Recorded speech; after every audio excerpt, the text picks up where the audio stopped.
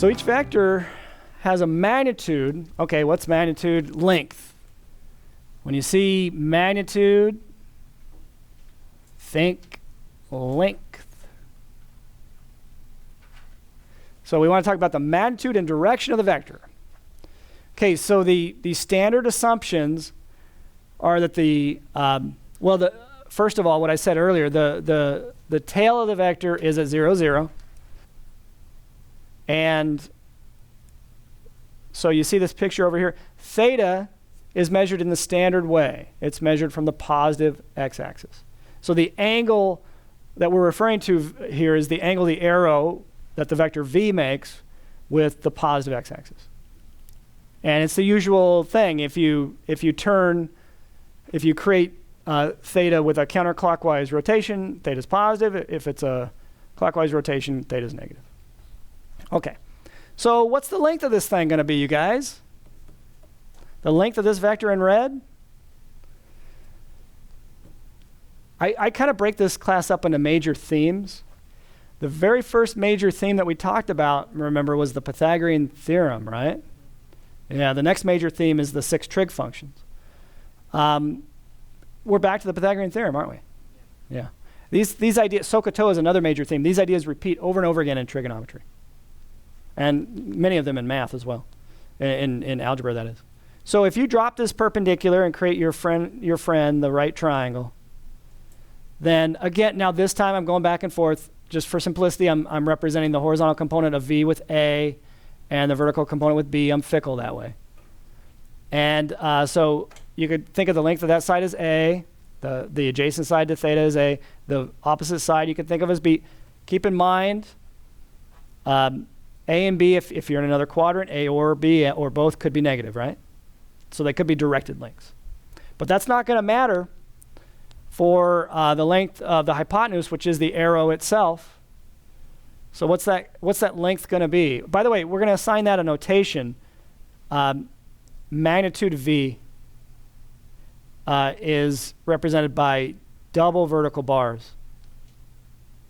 So the length of V is represented by double vertical bars. So if I write this down, you're going to think length or magnitude of V. Some books use single vertical bars, and you don't get that confused with absolute value because you know it's a vector, not a number. But your book uses double absolute or double absolute value. No, double bars. So what's the Pythagorean theorem say then? That the length of the vector in red should be? Yeah, you got to remember to take the square root, right? But yeah, square root of a squared plus b squared. And again, that works because the initial point, the tail of the vector is at the origin. And we also know from trigonometry the relationship between theta, b, and a, and the function that gives us that relationship. What function relates well, what is b in relation to theta? What side is it? Opposite side, what is a? Adjacent, so what function relates the opposite and the adjacent? So tangent of theta is equal to b over a. There's another idea that's repeating, right? That's the TOA part of SOHCAHTOA. Okay, so these are the two formulas you use to help you find the magnitude and direction angle of a vector. Okay, so in this example, let u equal -3, 5. Let's find the magnitude. So when you read this, think magnitude of u or length of u. Let's find the magnitude of u and the direction angle theta. So what does the formula tell us that the magnitude should equal? Well, it's the sum of the squares of the components, and then you take the square root, right? That's essentially what it said. So what would that look like? The square root of? Well, -3 squared, right? So that negative is going to go away. You don't have to worry about it. So plus what? Plus 5 squared. So all that's going on underneath the root. So what does that give you? The square root of? So 9 plus 25, 34. And so that's it. That's the length or magnitude of u. It's not so bad. Okay, what would I do to find the direction angle theta? Well, before you find the direction angle, find the tangent of the direction angle. What would that be? Tangent of theta is equal to, it's always the second component over the first component.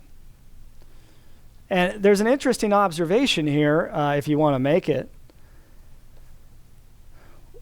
Wouldn't that be the slope of the arrow? So yeah, the tangent is equal to the slope of that arrow that represents the vector, isn't it? Yeah. So it's the change in y over the change in x. You could put it that way. Or rise over run. Heck, you could put it that way.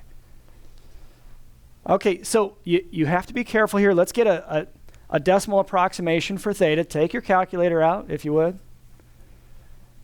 But make a prediction for me.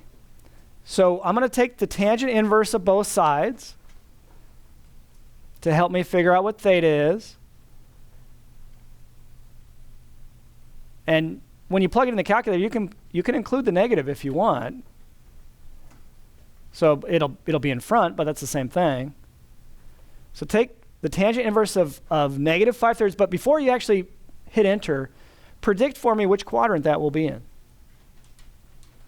based on what you know about the tangent inverse. Which quadrant will the tangent inverse of negative 5/3 be in?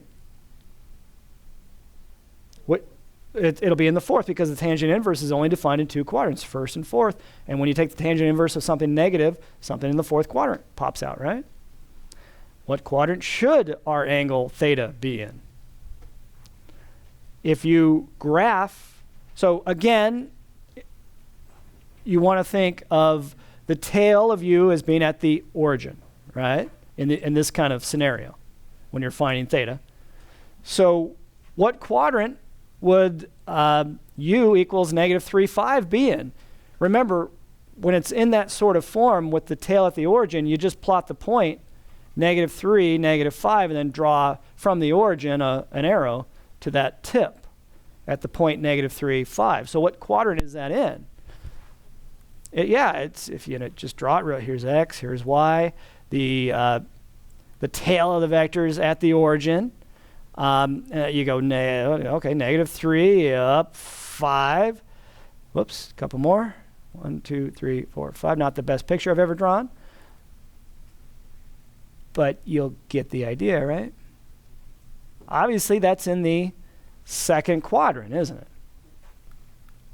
This guy's in the fourth quadrant. Not what we're after, is it? Notice I didn't say this thing's equal to theta just because I knew that was going to happen. It's not theta. Okay, so run that through your calculator. Tell me what you get. Just round to one place past the decimal. Good enough. Yeah, about negative 59.0. Is that what you're getting? Okay. Degrees. Oh, okay. So yeah, that's in the fourth quadrant. Well, you could use a reference angle here, couldn't you?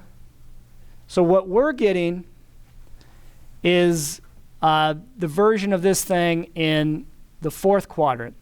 This guy's the negative 59 degrees, right? This angle right here. So couldn't we think of alpha, our reference angle, as 59 degrees? And that's got to match up right here. Yeah? So what do I do then? If I know that this angle here is 59 degrees, what do I do to get theta, which is this angle here? Subtract from the straight angle of 180, right? Okay. So theta then, so we're back to trig stuff, right? Reference angles. So theta is going to be equal to what? 180 minus 59.0, or just 59 we'll use. What is that? Obviously, that's an approximation, right? Well, what do you get there? 121. So theta is approximately 121.0 if you want to put in, how accurate we were being there. Any questions there? So we've got our magnitude, we've got our direction angle, we've done everything we were asked to do. Here's an example. Write the vector with tail at P is just labeling the point. So the tail is at 1, 3, and I'm calling that point P. So that's where the tail is, and the tip is at the point 3, 5, and I'm calling that Q. And I want to write that in component form. Well, I'm developing a formula for doing that in general, so let me draw this to show you kind of where the formula comes from.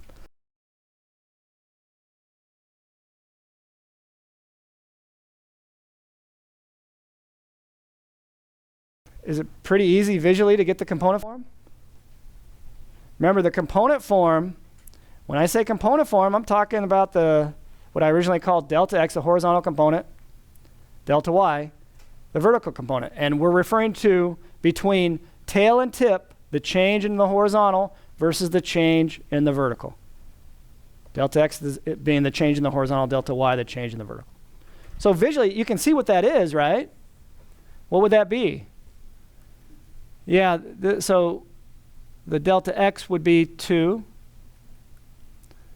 and the delta y would happen to be 2 as well. So that's it, right? But you don't want to draw a picture every time, do you?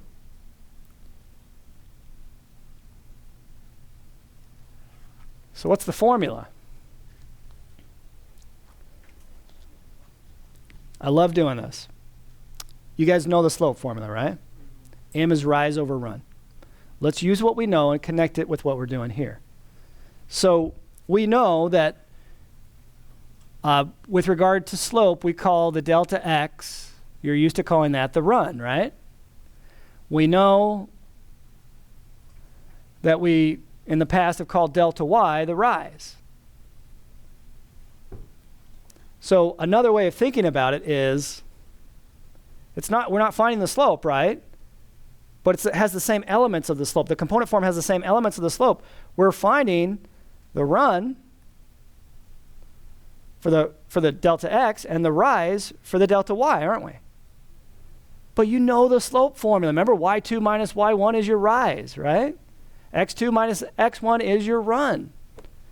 So if we now you do want q as your x2, y2. So if we take 3 minus 1, isn't that your run?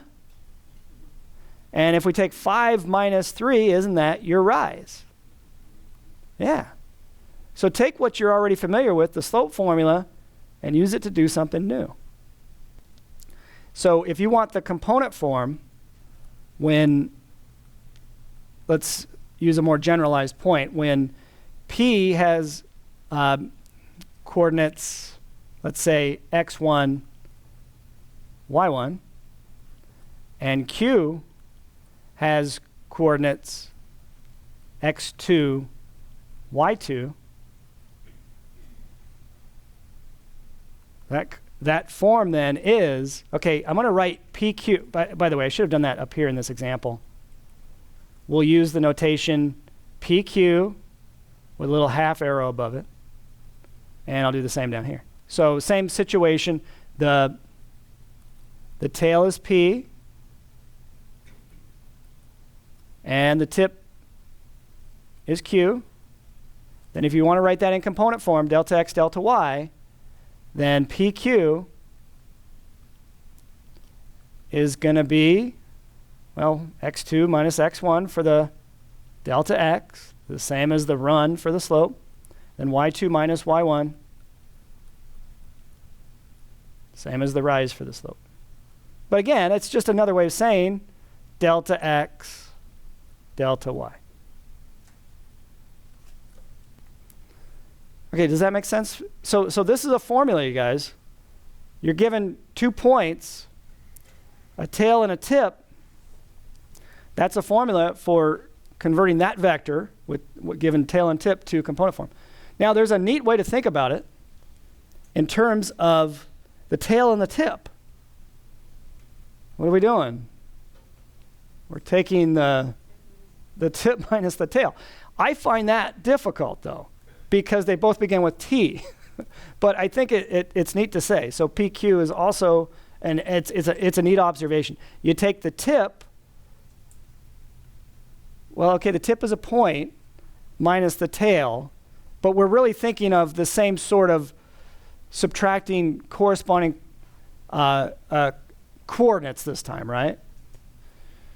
And now for something completely different. IJ form. At first, you guys aren't going to like this because it's going to look like, well, it is a different way of doing the same thing we've been doing. But I'm here to sell you IJ form today because in many ways, symbolically, it's better. It's a better way to represent vectors. But you're going to be reluctant, so just have an open mind, right? So IJ form. So let's take the vector in component form 5, 8. 5 is your delta x, your first component. 8 is your delta y, your second component. Would everybody agree I could separate it like this? I could separate it as a vector addition 5, 0 plus 0, 8. Does everybody agree with that? Okay. I could further separate it into a couple of scalar multiplications. Break it down would maybe be a better word. The first vector I could represent as 5 times the vector 1, 0. Whoops. And then doing a similar thing, how would you represent the second vector? 8 times 0, 1. Okay, 1, 0 is called the vector I. It's not the complex number I, it's different. 0, 1 is the vector j. So 1, 0 is I. I put some books will use I with a hat over it, or just bold print I. I use I with a little half arrow over. And then 0, 1 is j. If you were to draw them in the xy plane, then 1, 0 would look like this. 0, 1 would look like this. They are perpendicular vectors, right? So I'm saying I can write 5, 8 in terms of these two perpendicular unit vectors. I can write 5, 8 as 5i plus 8j. So for any vector,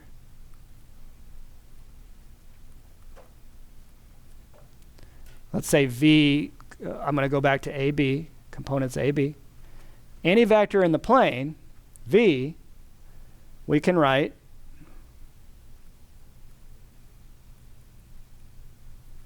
v equals what? In IJ form, it would be what?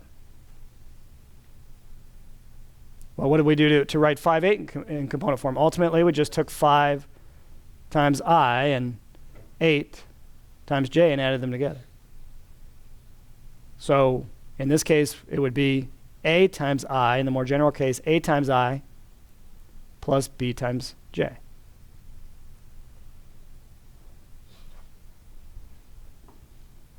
So any vector in the plane can be written as a linear combination of vectors I and j. This guy in red down here, I. This guy pointing to the right is I. This guy pointing up is j. Okay, in this example, we're going to let u be the vector 3i minus 2j, which is in component form is what? 3, 2. 3, negative 2, right? And v is the vector negative 5i minus 7j, which in component form is negative 5, negative 7. So, but we're writing both of these in IJ form. Find 2u minus 4v. Okay, let's fill in, let's substitute in what u is. Don't change to component form. That would be spinning your wheels. You'd be doing a lot more work than you need to do. So just write it, leave it in IJ form. So 2u would be 2 times, okay, use parentheses for multiplication, 2 times 3i minus 2j. That's the 2u. And then minus 4v. 4v would be minus 4v would be minus 4 times negative 5i minus 7j. So all I'm doing is substituting. Does that make sense so far? Now think about it. What property that you've been learning about since pre-algebra is scalar multiplication going to look like here when I do the multiplication first? What property is it going to look like? Begins with a D. It's going to look, scalar multiplication here is going to look like distribution. Now that's a powerful thing because we're blocking memory once again. Not blocking it out, we're grouping memories together. You guys know all about the distribution property. And even though it's scalar multiplication, it sure looks like the distribution property. So let's do that. So now we've created totally new quantities, vectors, and we're making these operations look like regular old algebra. That's powerful. So, okay, so we do that. Scalar multiplication looks like regular old distribution, and you do the scalar multiplication first, right? So what do you get for when you multiply 2 times u? 6i minus, bless you, 4j, right? Okay, and then what do you get when you do, well, I almost called it distribution. When you scalar multiply by, you can think of it as plus a negative 4, I guess. What do you get? Plus 20i plus 28j. But wait, there's more. I'm really selling you this. Now, when you add the vectors together, what is it going to look like from algebra? When you add corresponding components, it's going to look like what? Well, what did you call it in algebra, in beginning algebra, or algebra 1? You're adding like terms, right? Because when you add corresponding components together. Well, you're going to add the I components, or the numbers in front of the i's together, right? You're going to add the numbers in front of the j's together. It looks like we're adding x's, like x's and like y's together, right? Or something like that. And so the analogy continues then. So if you have 6i plus 20i, what's your new first component? Some books will call it your I component. What's your I component? It's 26, and then you have the I there. And that's your first, 26 then is your first component of the resulting vector. Plus, you have minus 4j plus 28j plus 24j. So that's my sales pitch to you guys. The reason why IJ notation is superior to the other notation, especially when you're doing a lot of symbolism, symbolic work, looks like algebra. It's nothing new when you think of it, at least symbolically. So the mechanics work exactly the same, and you might actually be less likely to make mistakes when it's in this form. Okay, magnitude of V. Now, let me remind you what V was. V was negative 5i minus 7j. So V was negative 5i minus 7j. You can immediately identify the first and second components, which are what you use to find the magnitude. What's the first component of V then? Negative 5. What's the second component? Negative 7. So the magnitude or length of V, remember we take the square root of something squared plus something else squared. What are those somethings? Yeah, so negative 5 squared. Underneath the square root, negative 5 squared plus negative 7 squared. And I didn't put the magnitude bars around it yet, so let me do that. And what do we get? 25 plus 49 underneath the root. What is that? Root. Yeah, so root 74. Okay, note number 1, any vector V with magnitude of V and angle theta can be written in component form. So here's what we're saying with a graph. I'll graph V in the first quadrant, although you don't have to. So there's my vector V, and you're not told what the components are. You're told the direction angle is theta, and you're told that the magnitude, the vector, what does magnitude mean? The length. So you're told that the magnitude is, well, generically just, using the symbolism for magnitude, it's the double bars around V. So what we're saying, what I'm about to present to you is a way, given the magnitude of V and the direction angle theta, I'm giving you a way to find the horizontal component and the vertical component. And it just turns out to be that delta x is equal to, so again, I've been using A for the horizontal component, but I've been switching back to delta x periodically to remind you of what that really means. And delta x, it turns out, can be written as the magnitude of V times the cosine of theta. Seems kind of random, but I'll prove that to you in a second. Delta y, it turns out, so delta y is the vertical component, is magnitude V sine theta. And although this looks strange, it just goes back to SOHCAHTOA. Okay? So we drop the perpendicular from the end of from the tip of the vector V, create the right triangle, and it shouldn't be then a big surprise. Okay, we call this horizontal side delta x, this vertical side delta y, right? They could be negative if they're not in the first quadrant. Just use, we'll do one of these. Just use the ka part of SOHCAHTOA to get me the cosine of theta. What would, in terms of what I've written here, what would the cosine of theta be?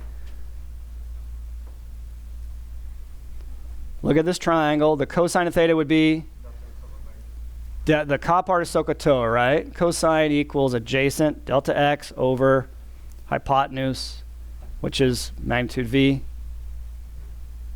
Now solve for delta x by multiplying both sides by the magnitude, and you get delta x is the magnitude of V cosine theta. And then you could use the so part of SOHCAHTOA to get delta y. So we're back to trigonometry, which you can see now why we're talking about vectors and trig, because you use a lot of trig to derive some of these formulas. So by the way then, if you wanted to write the vector in component form, you would say vector V has components magnitude V cosine theta, comma magnitude V sine theta. What would it look like in IJ form? Magnitude V cosine theta times the vector 1, 0, which is I, plus magnitude V sine theta times J. These both represent the same thing in different forms. So this is note number 2. C is a constant. Turns out that the magnitude of C times V, the magnitude of a constant times V, well, it turns out you can pull the constant out as long as you put absolute values around it in case it's negative. So it's actually not too hard to prove that the magnitude of C times V is the absolute value of C, which is just C if C is positive, times the magnitude of V. And that's actually pretty easy to prove using the magnitude formula, the Pythagorean theorem, in other words, and a little bit of algebra. Now, it turns out that you can create a unit vector. What do you think I mean by a unit vector? It means the magnitude of the vector is 1 unit long. It turns out a unit vector is given by, well, V divided by its magnitude. Okay, but we haven't defined division of vectors. Well, what does it mean when you the magnitude of V is a number, right? When you divide by a number, it's the same as multiplying by that number's reciprocal. So that really means 1 over the magnitude of V times V. Quick example. Let's take the vector -3, 5 in component form. No, let's make it even easier. Let's make it -3, 4 in component form. What's the magnitude of V? And it's so common you could even do it without the Pythagorean theorem, without the magnitude formula. It's 5, right? When the components are Well, when the absolute value of the components are 3 and 4, the length of the vector, the magnitude of the vector is going to be 5 every time. Okay, because when you draw the picture, it forms a 3, 4, 5 triangle. So if you want, you could use the formula or just realize you have a 3, 4, 5 triangle, and you get the magnitude of V is 5. So according to that note above, I should be able to scalar multiply V by 1/5, and the resulting vector should have length 1 unit long. It should have magnitude 1 unit long. So 1/5 times the original vector, -3, 4, is 1 unit in magnitude. Do you believe that? That's what the note says. Would that be easy enough to prove? Yeah, it would, because this vector is equal to, if we actually do the scalar multiplication, what components do we get? -3/5 and 4/5, right? The magnitude of this vector, -3/5, 4/5. How do you take the magnitude of this vector? It's the square root of what? Okay, what's A? So -3/5. So square that underneath the radical, square that, and add that to what? Something else squared. 4/5. And what do you get when you square those guys? Underneath the radical, you get 9/25 plus 16/25. And of course, that adds underneath the radical will be 25/5, which is 1, and the square root of 1 is, of course, 1. Okay? So for this particular example, we showed that when you divide V by its magnitude, you get a vector of length 1. And so that's what this formula says.